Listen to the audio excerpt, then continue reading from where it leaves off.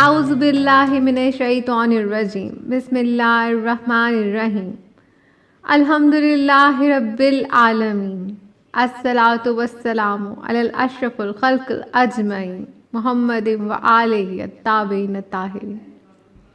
السلام علیکم، میں ہوں سیدہ فاطمہ۔ الف اللہ اسم چینل میں خوش آمدید۔ کتاب امام حسن ابن علی علیہ السلام سوانح حیات۔ انبیاء کرام اپنے دور میں سب سے زیادہ شجاع اور بہادر ہوئے، اسی طرح ائمہ طاہرین علیہ السلام بھی شجاعت و بہادری کے اعلیٰ مرتبے پر فائز تھے۔ یہ الگ بات ہے کہ کسی کو اپنی بہادری کے جواہر دکھانے کا موقع کم ملے اور کسی کو زیادہ۔ اسی طرح شجاعت کا انداز بھی مختلف ہو سکتا ہے۔ سبط اکبر فرزند پیغمبر حضرت امام حسن مجتبیٰ علیہ السلام بھی شجاعت و بہادری میں انتہائی ممتاز تھے۔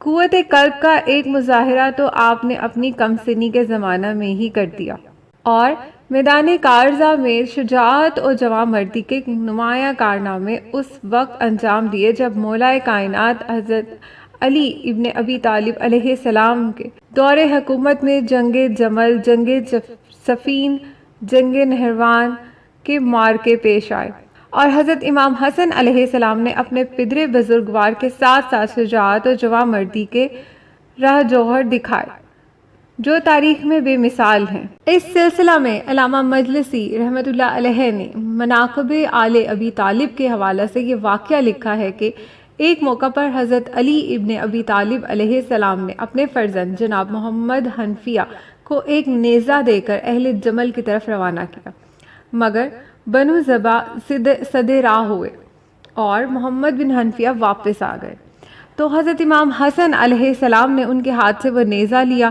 اور بھرپور انداز سے حملہ کرنے اور دشمن کا کام تمام کرنے کے بعد اپنے پدر بزرگوار کی خدمت میں حاضر ہوئے، اس حالت میں کہ نیزہ پر خون کے نشان نمایاں تھے، جسے محمد حنفیہ نے افسردگی سے دیکھا تو امیر المومنین علیہ السلام نے محمد حنفیہ کو مخاطب کر کے فرمایا، غمزدہ نہ ہو کیونکہ تم صرف علی کے بیٹے ہو اور یہ حسن فرزند پیغمبر ہیں۔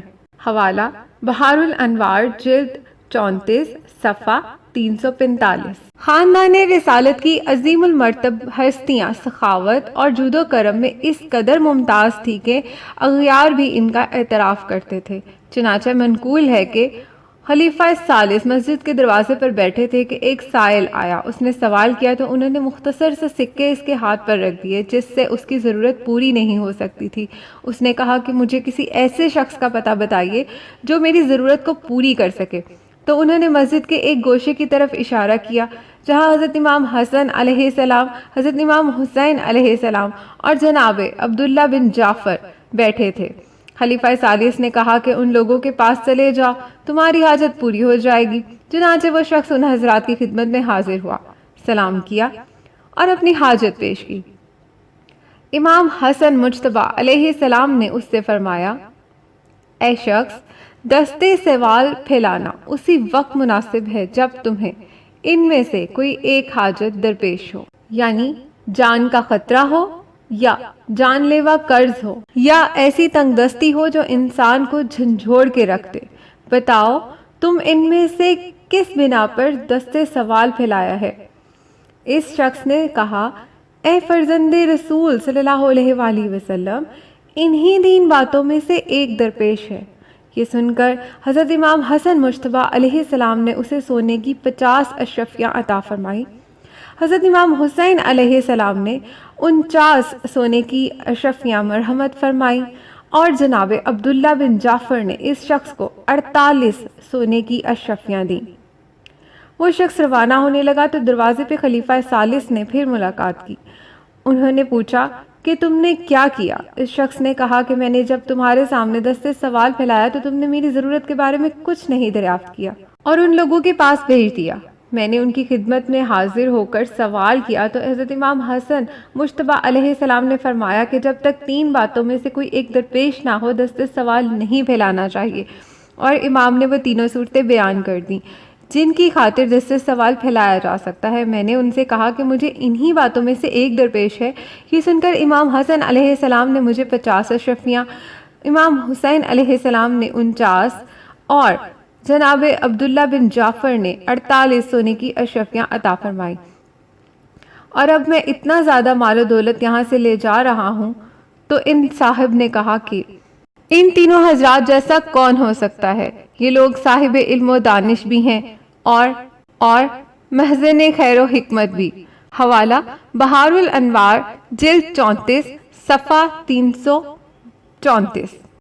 منقول ہے کہ ایک شخص نے حضرت امام حسن مجتبیٰ علیہ السلام کی خدمت میں عرض کیا، اے فرزند رسول صلی اللہ علیہ وآلہ وسلم، آپ کو اس ذات برحق کا واسطہ جس نے آپ کو فضل و شرف سے اور انعام و اکرام سے نوازا ہے، میں آپ کی خدمت میں اپنے ایک ایسے دشمن کی فریاد لے کر آیا ہوں جو بہت ہی ظالم اور بیداد کرنے والا ہے، نہ کسی بزرگ کا احترام کرتا ہے اور نہ چھوٹوں پر اسے رحم آتا ہے۔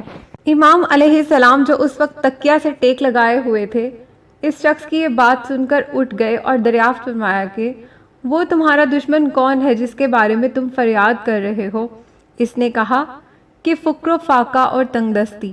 یہ سن کر امام علیہ السلام نے اپنے خادم کو بلایا اور اسے حکم دیا کہ جو مال و دولت موجود ہو حاضر کرو۔ اس نے 5000 درہم لا کر امام علیہ السلام کی خدمت میں پیش کیے۔